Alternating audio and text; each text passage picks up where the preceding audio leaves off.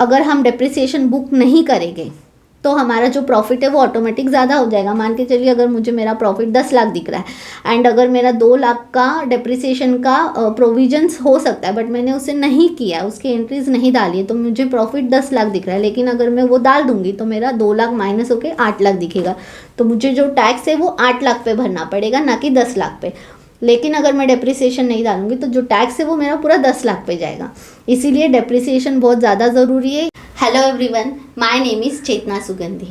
आज फिर से हम एक बहुत ही इम्पोर्टेंट टॉपिक के ऊपर डिस्कशन करने वाले हैं। आप सभी अभी स्क्रीन पे देख रहे हो कि आज का जो हमारा टॉपिक होगा वो है डेप्रिसिएशन। अब डेप्रिसिएशन की कंसेप्ट क्या होती है, उसे as per income tax act हमें कैसे समझना चाहिए, कंपनीज एक्ट के हिसाब से क्या होता है डेप्रिसिएशन, उसके बाद में हमें एवरी ईयर टैली में डेप्रिसिएशन की कैसे एंट्रीज पास करनी होती है, उसका इफेक्ट कैसे जाता है। आज ये सब कुछ बेसिक से लेके एडवांस तक हम डेप्रिसिएशन के बारे में डिस्कशन करेंगे। वीडियो थोड़ा लेंदी हो सकता है लेकिन बहुत यूजफुल है, स्पेशली अगर आप एक एज अ अकाउंटेंट हो या आप अगर एक एज अ बिजनेस ओनर हो, प्रोप्राइटरशिप हो या आपकी कोई भी कंपनी हो। ये वीडियो आपके लिए बहुत ज़्यादा यूजफुल होने वाला है। तो चलिए स्टार्ट करते हैं आज के वीडियो के लिए। अब डेप्रिसिएशन को टैली में कैसे बुक करते हैं उसे समझने के पहले हमें उसका थोड़ा बैकग्राउंड एंड उसकी कंसेप्ट, उसके रेट समझना बहुत ज़्यादा ज़रूरी है। तो पहले हम वो समझते हैं, जैसे कि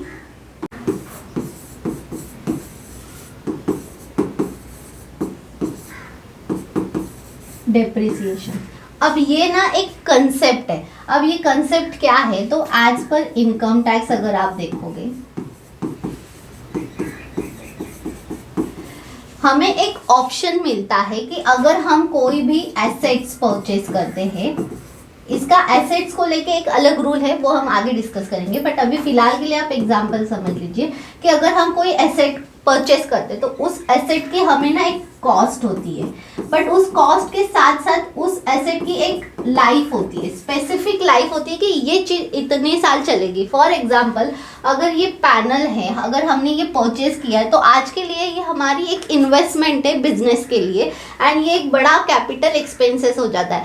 लेकिन ये पैनल हमें लाइफ टाइम तक तो नहीं चलेगा, 100 साल 150 साल तो नहीं चलेगा, इसकी एक स्पेसिफिक लाइफ होगी। क्यों? क्योंकि ये इलेक्ट्रॉनिक आइटम है।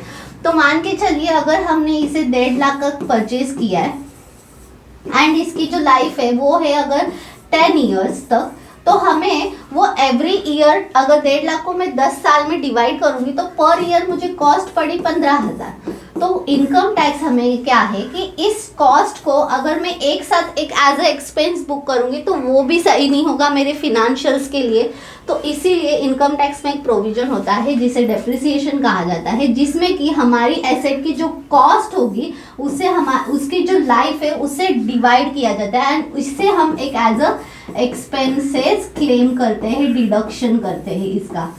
ठीक है, तो इसे हम क्लेम कर सकते हैं एवरी ईयर। कितने साल के लिए? 10 साल के लिए। ये मैंने आपको सिंपल लैंग्वेज में बताया, बट इसका एक रूल होता है, हर एक टाइप ऑफ एसेट के अलग अलग रेट होते हैं, वो अभी हम समझते हैं। बस आपको कंसेप्ट समझने के लिए मैंने बताया कि एवरी ईयर हमारी जो एसेट्स होती है उसकी जो कॉस्ट है उसे हमें राइट ऑफ करना होता है, क्योंकि उसकी एक स्पेसिफिक ईयर्स की या स्पेसिफिक पीरियड की लाइफ होती है। तो जब भी हम कोई एसेट परचेस करते हैं उससे अगर उसकी कॉस्ट को हमें हमारे बुक्स में राइट ऑफ करना है, उसी कंसेप्ट को कहा जाता है डेप्रिसिएशन। ओके, अब डेप्रिसिएशन में ना 2 मेथड्स होती है। एक होती है स्ट्रेट लाइन और एक होती है रिटर्न डाउन वैल्यू। ठीक है, मेथड जनरली इस मेथड को ज्यादा यूज किया जाता है। इस मेथड को इनकम टैक्स में भी, बुक्स ऑफ अकाउंट्स हम मेंटेन करते हैं उस समय भी WDV मेथड जो होती है उससे ज़्यादा यूज़ किया जाता है। 2 मेथड्स होती है उसमें से WDV को ज़्यादा यूज़ किया जाता है। ठीक है, अब इसी में डेप्रिसिएशन में और एक कंसेप्ट होती है जिसे कहा जाता है ब्लॉक ऑफ एसेट्स। अब ब्लॉक ऑफ एसेट्स क्या होता है ये भी आपको पता होना जरूरी है। अब वर्ड्स में ही आप देखोगे तो आपको मीनिंग समझ में आएगा कि block of asset means group of assets होता है। अब अगर आप एसेट्स को बाइफरकेट करना चाहोगे तो जनरली दो टाइप्स होते हैं। आपको एसेट्स क्या होता है, लाइबिलिटीज क्या होती है, अकाउंट्स में जो जो इंपॉर्टेंट टर्म्स यूज होते हैं उसके लिए हमारा जो दूसरा चैनल है टैक्स रिपोर्टर, जिसमें कि हमने हमारे फ्री में कोर्सेज को लॉन्च किया है, उस अगर आप उस चैनल पे जाओगे तो आपको ये बेसिक अकाउंटिंग के बारे में बहुत कुछ पता चल जाएगा। तो आप अगर बहुत ही फ्रेशर्स हो, इस फील्ड में बहुत नए नए हो, तो उस वीडियो को भी ज़रूर चेक करें एंड उस चैनल को भी ज़रूर सब्सक्राइब करें। अभी फिलहाल हम देखते हैं एसेट्स के दो टाइप अगर आप देखोगे तो होते, एक होता है टेंजिबल, एक है इनटेंजिबल। ठीक है, अब टेंजिबल मीन्स क्या, जिसे हम देख सकते हैं, फील कर सकते हैं, टच कर सकते हैं, वो इंटेंजिबल जो हमें दिखती नहीं है। ओके, सिंपल लैंग्वेज में। अब अगर टेंजिबल इनटेंजिबल देखेंगे तो इसमें जो सिमिलर चीजें होती है इसे हम कैसे ग्रुपिंग करते हैं, एक तो इसके यूज के हिसाब से, इसके नेचर के हिसाब से, इसकी लाइफ के हिसाब से। ये तीन कंपोनेंट्स है जिसके बेसिस पे हमें एसेट्स को ब्लॉक किया जाता है या उसके ग्रुप्स बनाए जाते हैं। फॉर एग्जांपल अगर आप देखोगे तो land and building, plant and machinery, ठीक है, तो उसके बाद ये सब टेंजिबल में आ गए। इनटेंजिबल में क्या आएगा, तो आपका गुडविल,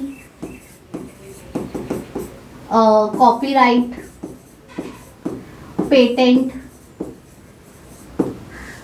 नहीं बट ये नहीं आएंगे, ये तो होते हैं। कॉपीराइट पेटेंट टेंजिबल में आएगा, वो अलग है। गुडविल होगा, ये जो है ये इनटेंजिबल में आता है।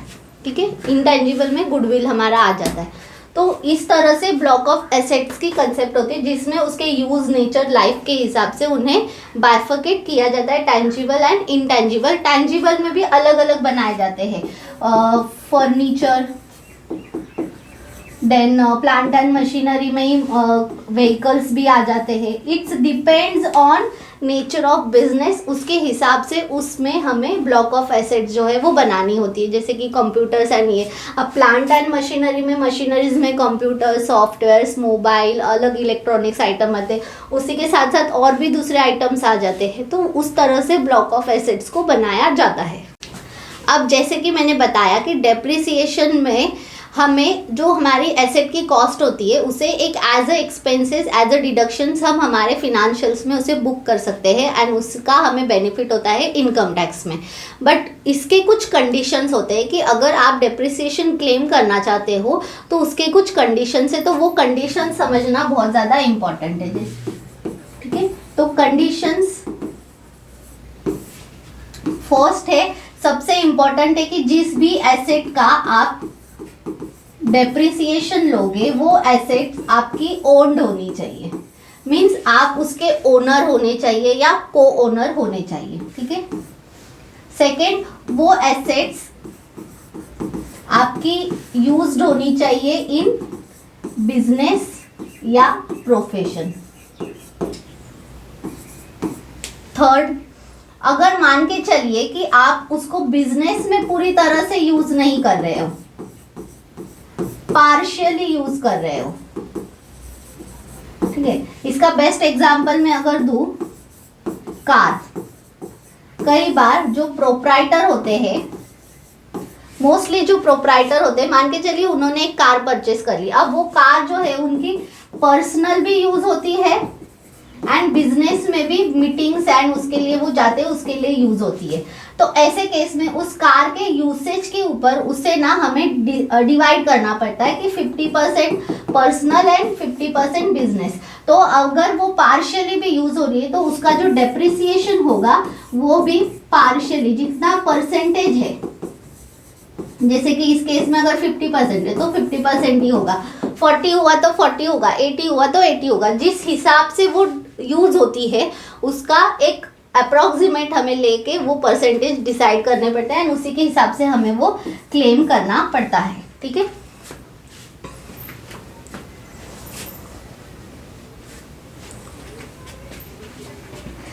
जैसे कि अगर यूज उसका पार्शियली है तो हम पार्शियली क्लेम करेंगे। अगर वो पूरे साल के ड्यूरिंग द ईयर ली है, जैसे कि हमारा जो ईयर होता है स्टार्ट होता है अप्रैल टू मार्च, ठीक है। अगर मान के चलिए जो मशीनरी होगी या मान के चलिए कोई पीसी कंप्यूटर है जो बिजनेस में यूज करना है वो लिया है, वो कब लिया है, मान के चलिए दिसंबर में लिया, ठीक है। तो उसका जो डेप्रिसिएशन होगा वो क्या पूरे साल के लिए होगा? नहीं, पूरे साल के लिए नहीं होगा, 12 मंथ्स के लिए नहीं होगा। वो कितने मंथ्स के लिए हुआ? दिसंबर में लिया, तो जैन फेब मार्च 3 मंथ्स के लिए ही हमें उसका जो डेप्रिसिएशन है वो कैलकुलेट करना होता है। इस बात का भी ध्यान देना कि इसमें नंबर ऑफ डेज भी आप डाल सकते हो, जैसे कि मैंने अभी रफली बताया कि आपको मंथ वाइज जितने मंथ में यूज हुआ उतना ही, उस फिनेंशियल ईयर में जितना, उसके नेक्स्ट ईयर से आप पूरे 12 महीने का लोगे। लेकिन इस साल में मैंने उसको ईयर एंड होते होते परचेस किया है, तो इसीलिए मुझे जितने मंथ मैंने यूज किया उतने ही मंथ का मुझे डेप्रिसिएशन मिलेगा। इस बात का भी आपको ध्यान देना है। पार्शियली होगा, अगर मंथ आपका ऐसा है तो उस हिसाब से होगा। अगर आप को ओनर हो, मान के चलिए आपने एक बड़ा कोई प्लांट लिया या बड़ी कोई मशीनरी ली, ठीक है, जो कि काफी महंगी थी, तो आपने 2 जन ने मिलके ली, 50 लाख की 2 जन ने मिलके ली, ठीक है, एंड दोनों के अलग अलग बुक्स ऑफ अकाउंट्स मेंटेन हो रहे हैं। तो वैसे केस में अगर आप 50% के, जो भी ओनर है वो 50% के अगर होल्डिंग है उनके पास में, तो जो भी 50 लाख से उसका जो भी डेप्रिसिएशन होगा उसको 50% ही आपको क्लेम करना है। इस बात का भी आपको ध्यान देना है कि अगर आप को ओनर हो तो आपका जितना परसेंटेज का होल्डिंग होगा उतने ही आपको डेप्रिसिएशन जो है वो क्लेम करने को मिलेगा। उसके बाद में एक और इम्पॉर्टेंट है जो मैंने स्टार्टिंग में भी बताया, 5th पॉइंट, कि आपको गुडविल एंड लैंड इसके ऊपर डेप्रिसिएशन नहीं मिलता। अब क्यों नहीं मिलता ये कंसेप्ट को समझिए। डेप्रिसिएशन हमें क्या करता है? अब डेप्रिसिएशन मीन्स क्या होता है कि जो हमारी एसेट्स है उसकी लाइफ के हिसाब से उसकी वैल्यू जो है वो कम हो रही है। अगर मैंने आज कोई कार परचेस की है तो नेक्स्ट ईयर उसकी, अगर आज 10 लाख की परचेस की है, अगर मैं उसको नेक्स्ट मंथ भी सेल करूंगी ना तो उसकी जो वैल्यू है वो 10 से कम होगी, बढ़ेगी तो नहीं, तो इसीलिए उसे डेप्रिसिएशन कहा जाता है। लेकिन गुडविल और लैंड ऐसी चीज है, लैंड हो गई या फिर कोई प्रॉपर्टी हो गई, बिल्डिंग हो गई, ये चीज ऐसी है ना कि इसमें डेप्रिसिएशन नहीं होता, इसमें प्राइजेस जो है वो बढ़ते जाते। इवन गोल्ड आप ले सकते हो, but in case of proprietorship business उसको कंसिडर कर सकते हैं हम लोग। तो गोल्ड, गुडविल हो गया, लैंड हो गई, प्रॉपर्टी हो गई, रेसिडेंशियल प्रॉपर्टी होगी, या फिर अगर ऑफिस है तो ऑफिस प्रीमाइसेस है, फैक्ट्री है तो फैक्ट्री, ये सब चीज़ें ऐसी है ना, इसकी वैल्यू कभी कम नहीं होगी, इसको अप्रिसिएशन होता है, इसीलिए इसके ऊपर जो है डेप्रिसिएशन अलाउड नहीं होता है। बहुत इंपॉर्टेंट ये कंडीशन है कि गुडविल मीन्स क्या होता है? हमारे बिजनेस का एक नाम होता है, मार्केट में उसकी पहचान होती है, नाम से बिजनेस बनता है, तो इसीलिए वो गुडविल भी है जो वो डे बाय डे बढ़ता है, इसीलिए उस पर भी डेप्रिसिएशन नहीं है, लैंड पे भी नहीं है, प्रॉपर्टी पे भी नहीं है। एंड जो डेप्रिसिएशन है ये क्या मैंडेटरी है? तो यस, ये मैंडेटरी कर दिया है। कब से किया है? Assessment year 2002-3 means financial year 2001-2 में इसे क्या कर दिया था? मैंडेटरी कर दिया था। ओके, तो ये सारी कंडीशंस है जो कि आपको पता होना ज़रूरी है कि बिकॉज ये सारी जो कंडीशंस है ये आपको यूजफुल होगी जब आप डेप्रिसिएशन की प्रोविजंस या entries end of the year tally में पास करते हो, उस समय आपके लिए ये बहुत यूजफुल नॉलेज होने वाला है। ठीक है, क्या डेप्रिसिएशन के लिए कोई एक्ट है, कोई रूल्स है? तो यस, डेप्रिसिएशन के लिए 2 रूल्स है, 2 एक्ट है। डेप्रिसिएशन एज पर, जैसे मैंने आपको बताया, एक है इनकम टैक्स और एक होता है कंपनी लॉ बोल लो या कंपनी एक्ट 2013। ये पहले था 1956, अभी हो गया है 2013, ये है 1961। ठीक है, तो इस 2 एक्ट के हिसाब से डेप्रिसिएशन कैलकुलेट होते हैं। अब इनकम टैक्स जो है ये एप्लीकेबल टू ऑल है। ठीक है, मीन्स आपकी प्रोप्राइटरशिप बिजनेस है, पार्टनरशिप फर्म है, उस केस में। कंपनी लॉ कहाँ पे यूजफुल है? तो जहाँ पे LLP and private limited company. यहाँ पे हमें एज पर कंपनी एक्ट जो डेप्रिसिएशन के रेट्स होते हैं उसके हिसाब से चार्ज करना होता है। बाकी सब एंटिटी में प्रोप्राइटरशिप फर्म जो भी हो उसमें हमें इनकम टैक्स में। अच्छा, प्राइवेट लिमिटेड एलएलपी में काफ़ी सारे लोग जो है वो एज पर इनकम टैक्स भी रेट चार्ज करते हैं, बट अगर प्राइवेट लिमिटेड एलएलपी कंपनी है तो बेटर है कि आप कंपनी एक्ट के हिसाब से ही डेप्रिसिएशन चार्ज जो भी चार्ज है उसी के हिसाब से आपकी एंट्रीज पास होनी चाहिए। एंड जब एंड ऑफ द ईयर हम जब भी अगर आपका ऑडिट केस है जब आप ऑडिट करते हो तो आपको एक मैट का कैलकुलेशन करना होता है। उसमें आपको depreciation as per income tax, depreciation as per company act दोनों ही डालने होते हैं एंड उसके हिसाब से जो भी प्लस माइनस होता है उसके ऊपर एक अलग टैक्स आता है। तो इसीलिए एलएलपी प्राइवेट लिमिटेड के लिए इस एक्ट को फॉलो किया जाता है। काफ़ी सारे लोग नहीं करते हैं, बट रिकमेंडेशन यही है कि अगर लॉ है, अगर रूल हमें ये बताता है तो हमें यही फॉलो करना चाहिए। ठीक है। अब डेप्रिसिएशन के रेट क्या क्या होते हैं। अब जैसे कि मैंने बताया काफ़ी सारी एसेट्स होती है, ब्लॉक ऑफ एसेट्स होती है, तो डेप्रिसिएशन के ऊपर हमने हमारी वेबसाइट पे एक ब्लॉग को पब्लिश किया है। उस अगर ब्लॉग को आप रीड करोगे तो आपको सारे जो डेप्रिसिएशन के चार्ट है, रेट है as per income tax and as per company act दोनों के हमने चार्ट उस पर डाल दिए, तो आप ज़रूर उसे भी चेक कर लेना, या फिर आप हमारी व्हाट्सएप कम्युनिटी को ज्वाइन कीजिए ताकि उस पर भी हमने जो चार्ट है वो डाला है तो आप वहाँ भी देख सकते हो। तो बट जो जनरली ज़्यादा यूज़ होते हैं उसे हम देख लेते हैं। एक जैसे कि मैंने बताया फर्नीचर, ये मोस्टली एवरी बिजनेस में होता है, इस पर 10% है। फिर कार जिसे कि मोटर व्हीकल हम बोलेंगे, इस पर 30% है। इसमें भी बहुत क्राइटेरियाज है बट मैं एक इन जनरल बता रही हूँ। देन कंप्यूटर्स, हर बिजनेस में तो ये होता ही है, 40%। ये मैं बता रही हूँ एज पर इनकम टैक्स। ठीक है, ओके। तो ये जो है ये काफ़ी ज़्यादा यूज़ होने वाले हैं, इसके ऐसे कुछ इसके रेट्स होते हैं। अब इसको मैं एक आपको एग्जांपल के थ्रू बताती हूँ। मान के चलिए कि आपने फिनेंशियल ईयर 24-25, ठीक है, हम इसका एग्जांपल लेते हैं। 1 अप्रैल 24 को आपने एक कंप्यूटर परचेज किया, ठीक है। कितने का परचेज किया? 1 लाख, ठीक है। अब 31 मार्च 25 जो कि अभी अप्रोचिंग है, इस पे आपको क्या करना है, एक डेप्रिसिएशन की एंट्री पास करनी है। क्यों? क्योंकि आपके बुक्स में फाइनेंशियल ईयर 24-25 के आपके बुक्स में ओपनिंग बैलेंस नहीं बोल सकती, आपने एक 4 को परचेस किया है, इसीलिए आपको कंप्यूटर का आपके फिक्स्ड एसेट में दिख रहा है 1 लाख रुपए। अब इसकी जब आपने कंप्यूटर परचेस किया तब एंट्री क्या हुई होगी आपकी? Computer purchase account debit. ये कहाँ पे होगा आपका? फिक्स्ड एसेट में। 2 मान के चलिए बैंक से ले लिया आपने, बैंक से पेमेंट भी कर दिया, ठीक है। तो 2 बैंक अकाउंट। अब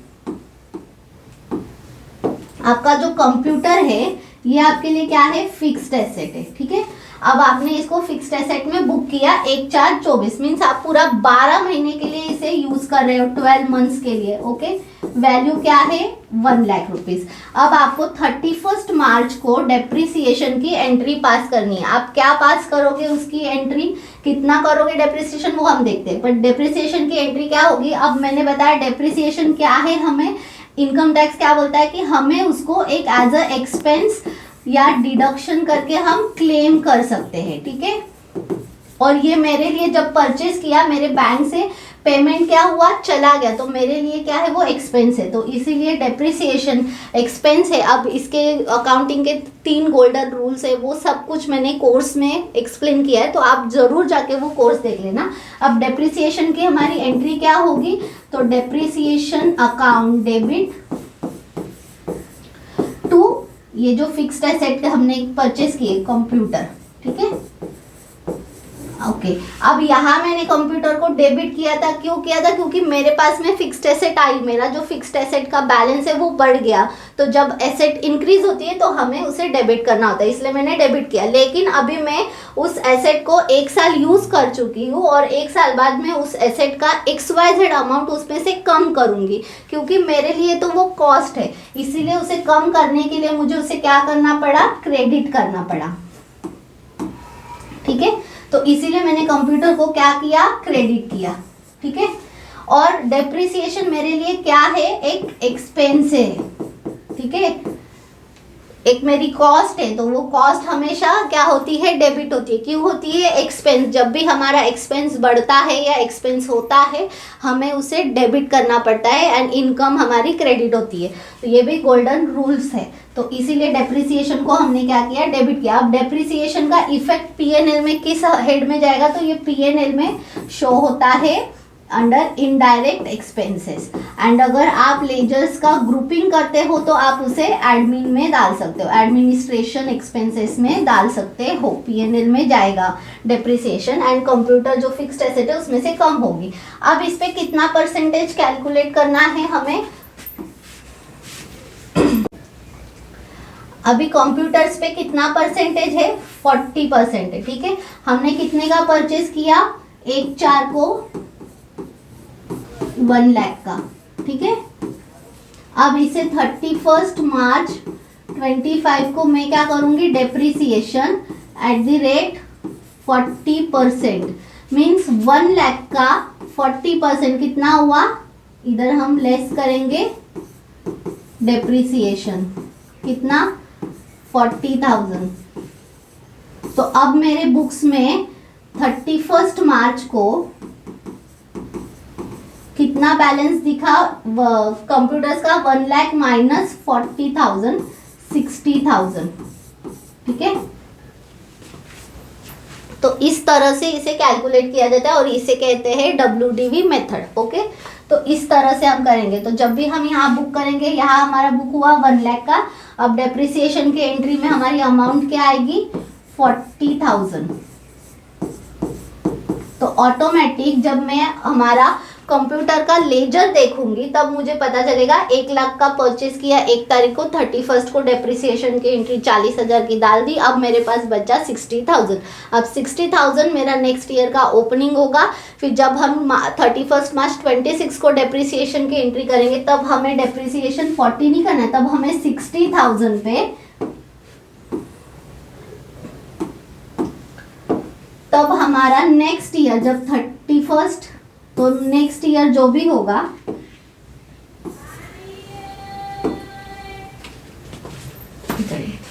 तो जब हम 31 मार्च 26 को डेप्रिसिएशन की एंट्री पास करेंगे तब हम करेंगे 60,000 माइनस डेप्रिसिएशन एट 40%। किसके ऊपर? 60 पे हमें 40% करना है। कितना हुआ? 6 4 जा 24, मीन्स 24,000 हम लेस करेंगे। फिर हमारा बचेगा, कितना बचेगा? तो 36,000। फिर उसके नेक्स्ट ईयर हम इसका 40% करेंगे। तो इस तरह से WDV मेथड जो है वो कैलकुलेट की जाती है डेप्रिसिएशन के ऊपर। अब हमने डेप्रिसिएशन का पूरा बैकग्राउंड देख लिया कि डेप्रिसिएशन की कंसेप्ट क्या है, इनकम टैक्स में क्या होता है, उसके कंडीशंस क्या है, कौन से इस पे डेप्रिसिएशन अलाउड है, किस पे नहीं है। उसके रेट्स के लिए आप हमारा ब्लॉग सेक्शन ज़रूर विजिट करना, उसमें हमने दिया है, बिकॉज बहुत ज़्यादा बड़ी लिस्ट है तो उसे इसमें एक्सप्लेन करूँगी तो बहुत ज़्यादा टाइम लगेगा, इसीलिए बेटर है आप ब्लॉग सेक्शन में जाइए और वहाँ से रेट आप डिसाइड कर सकते हो।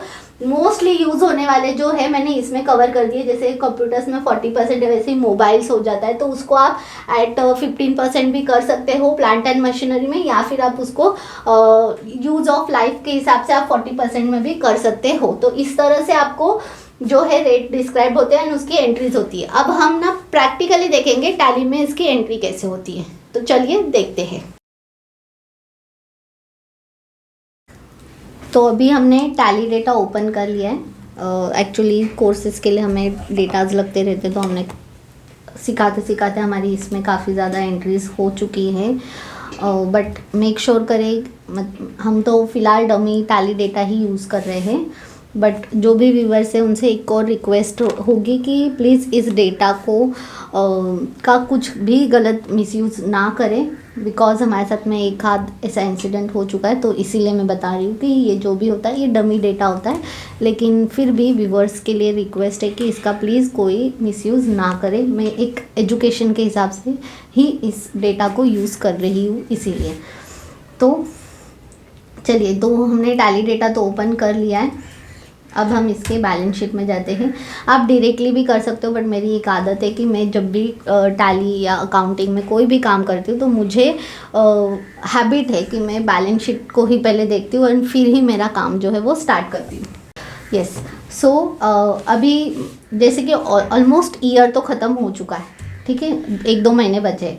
तो डेप्रिसिएशन ऐसा है कि आपको पता है कि ओपनिंग बैलेंस क्या है एंड अब आपको उसकी एंड में एंट्री करनी है डेप्रिसिएशन की। तो हम देखेंगे, तो बैलेंस शीट में आए, फिक्स्ड एसेट में आ गए। अब यहाँ पे देखिए आपको दिख रहा है 3 टाइप्स के उसके ब्लॉक ग्रुप बना के रखे हैं, ठीक है। अब कंप्यूटर्स में अगर हम जाएंगे तो हमें 2 लेजर्स दिख रहे हैं, ठीक है। अब उसी के साथ सॉफ्टवेयर में जाएंगे तो हमें काफ़ी सारे दिख रहे हैं, इसमें सारे सॉफ्टवेयर्स है। उसी के साथ टूल्स एंड इक्विपमेंट में काफ़ी सारे हैं, ठीक है। तो हमें सब पे डेप्रिसिएशन जो है वो चार्ज करना होता है, ठीक है। अब हम फर्स्ट देखते हैं कंप्यूटर्स, ओके। मैं हर एक टाइप का एग्जाम्पल बताऊंगी कि कैसे एंट्री करनी है। अब आप अगर इस लेजर में आओगे तो आपको दिख रहा है ओपनिंग बैलेंस दिख रहा है समथिंग, एंड अब हमें ड्यूरिंग द ईयर उसमें कुछ भी परचेस नहीं है, कुछ भी नहीं है, तो अब हमें स्ट्रेट अवे इसकी एंट्री करनी है। तो जैसे कि मैंने आपको एंट्री करते समय बताया, हम यहाँ पे करेंगे एंटर, फिर यहीं से अगर हमें एंट्री पास करनी है। अगर आप बहुत ही फ्रेशर्स हो, आपको टैली भी यूज़ करना नहीं आता है, देन आई मस्ट से कि आप जाइए एंड हमारा जो फ्री में टैली का कोर्स है उससे देखिए। उसमें मैंने बहुत बेसिक चीज़ों को इंक्लूड किया है एंड बताया कि आपको कब कौन सी कीज़ दबानी है, सब कुछ। यहाँ से हम एंट्री डालेंगे अल्ट ए। अब डेप्रिसिएशन जो है हमेशा जेवी पास की जाती है, तो हमें यहाँ से आप क्लिक भी कर सकते हो, बट जनरली टैली अगर आप यूज़ कर रहे हो तो आपको कीबोर्ड ही यूज़ करना है। तो आपको F7 करना है एंड यहाँ पे आपको जर्नल सिलेक्ट करना है, ठीक है। अब आप एंट्री डेट करोगे 31 मार्च, ठीक है।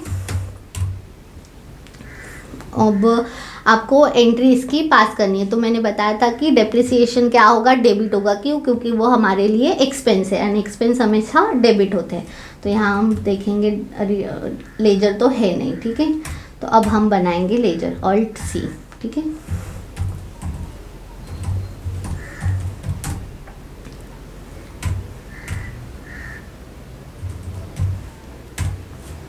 ठीक है,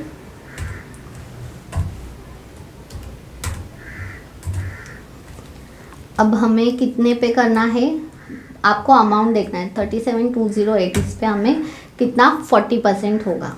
तो यहाँ फिर से मैं आऊँगी,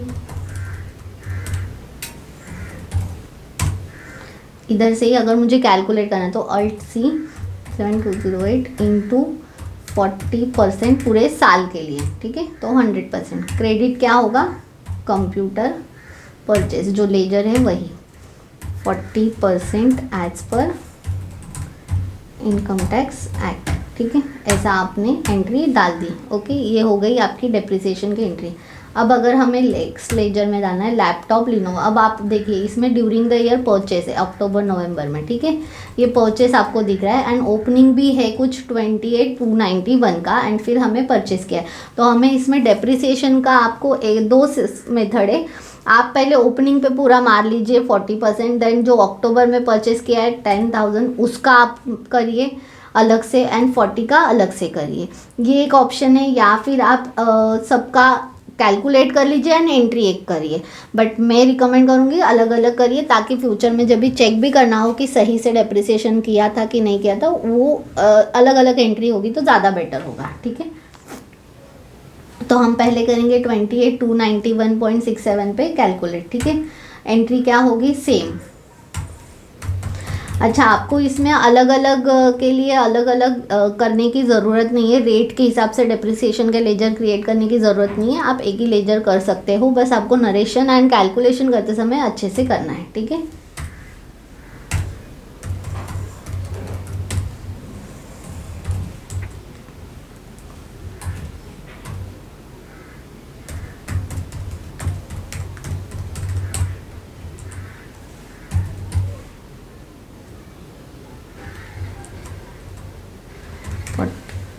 नरेशन में हमेशा याद रखिए आपको डालना है कि आपने कितना किया और कितने डेज के लिए, ठीक है। वो एक हमारा हो गया। अब 10,000 एंड 40,000। अब अगर आप इसकी डेट देखोगे तो ये 10 अक्टूबर है और ये है 2 नवंबर और ये 19 नवंबर, ठीक है। अक्टूबर में परचेज़ किया है तो नवंबर, दिसंबर, जैन, फेब, मार्च, ऐसे टोटल हमें कितने 5 मंथ्स का कैलकुलेट करना है 10,000 पे, एंड इसके ऊपर 4 मंथ्स का। तो पहले हम 10,000 वाले पे करेंगे, ठीक है। यहाँ अल्ट ए, एंट्री आपकी होगी डेप्रिसिएशन, कैलकुलेट करना है 10,000 पे 40% कितने महीने के लिए, पहले ये कैलकुलेट करेंगे 4,000, ठीक है। अब 4,000 पूरा नहीं, क्योंकि वो पूरे साल के लिए, आपको कितने 5 मंथ्स के लिए, तो 4,000 इंटू 5 डिवाइड बाई 12, इस तरह से आपको करना है। यहाँ पे लिखना है 40% फॉर 5 मंथ्स। ये हमेशा लिखिए ताकि जब भी कोई चेक करे तो उसको रेफरेंस मिल सकता है एंड ज़्यादा तकलीफ नहीं होगी। 40,000 पे हमें कितने मंथ्स के लिए करना है, एक्चुअली अक्टूबर 10 को किया था ना, तो हमें अक्टूबर का भी कंसिडर करना चाहिए, 6 महीने का होगा, सॉरी।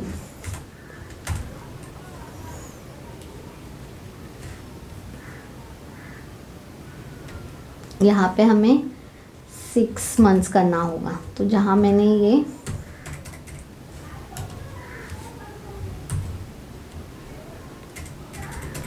6 डिवाइड बाई 12, वही 2,000 एक्चुअल, ठीक है। अब यहाँ हमें करना है 40,000 पे 5 मंथ्स का, ओके। इसे अल्ट 2 करेंगे तो डुप्लीकेट हो जाती है।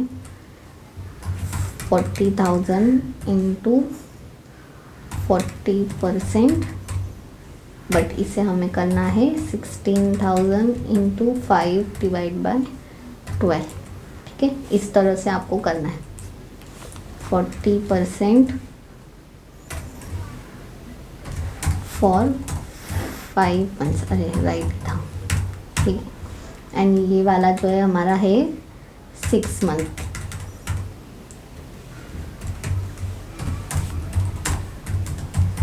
इस तरह से आपको जो है एंट्रीज करनी होती है, ठीक है।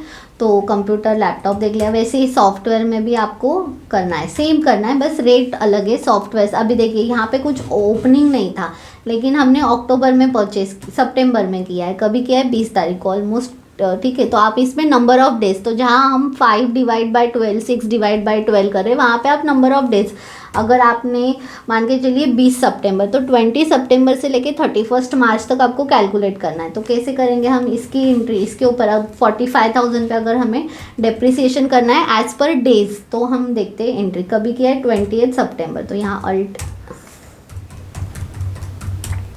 डेप्रिसिएशन 45 डेज, 45,000 इंटू सॉफ्टवेयर के ऊपर 15% है ना, 40%, इसके ऊपर भी 40% है, ठीक है, नॉट 50। ना हुआ 18,000, ठीक है। अब 18,000 को मुझे कैलकुलेट करना है as per days, into divide by 365, into कितना डेज होता है, तो 20 सितंबर से लेके 31 मार्च तक। तो वो डेज कैसे कैलकुलेट करेंगे हम, तो 20 सितंबर से 10 डेज सितंबर, देन अक्टूबर 31, नवंबर 30, दिसंबर 31, जैन 31, 28, उसके बाद में मार्च 31, कितना हुआ 192 डेज हुआ, ओके। तो हमें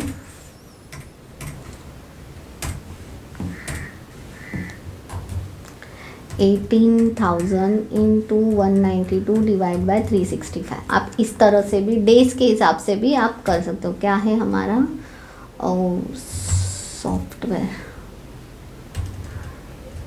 परचेस, ठीक है। 40% फॉर 192 डेज, नरेशन में लिखना ज़रूरी है।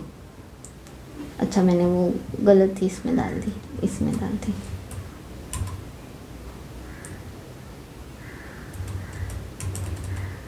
लेजर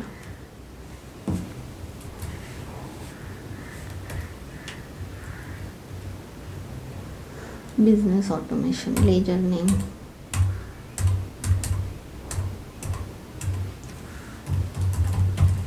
आपको राइट लेजर में डालना है। जनरली जब कैलकुलेट करते हैं तो हम लेजर्स थोड़ा सा गड़बड़ हो जाती है। अब देखिए आपको यहाँ पे ये डेप्रिसिएशन की एंट्री आ गई, पूरा साल भर का देखोगे तो ये परचेज एंड ये डेप्रिसिएशन की एंट्रीज, ठीक है। तो इस तरह से आपको ये एंट्रीज जो है वो दिखती है। मैंने फ़िलहाल ये वाली एंट्री को स्किप किया है, बट वो भी उसी में ऐड करना है, सिर्फ वैल्यू ऐड कर दीजिए, बाकी डेज़ में इतना कुछ फ़र्क नहीं पड़ेगा। तो इस तरह से आप डेज़ के हिसाब से भी एंट्रीज डाल सकते हो या फिर मंथ वाइज भी डाल सकते हो, दोनों में ऑलमोस्ट सेम ही आता है, तो कोई ज़्यादा फ़र्क नहीं पड़ेगा। तो ये 2 मेथड्स होती है।